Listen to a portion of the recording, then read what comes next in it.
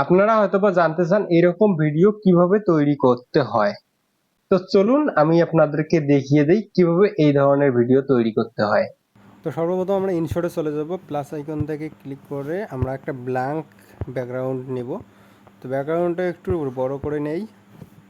বড় করে নেওয়ার পর পিআইপিতে ক্লিক করে আমরা যে ক্লিকগুলা তুলেছি তো সেই ক্লিকগুলো অ্যাড করে দেব। আমি এই ক্লিকটা অ্যাড করলাম। করার পর দেখুন এটা এখনও কিন্তু হইলো না। জাস্ট এইখান থেকে ভিডিও রেশিওটা সিলেক্ট করব এই রিলসের।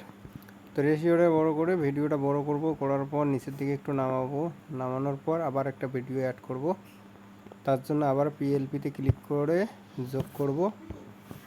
করার পর আবার যে ক্লিকটা আছে সেই ক্লিকটা অ্যাড করে দেব, দিয়ে নিচের দিকে নামাবো, আর একটু নিচে নামাবো। নামার পর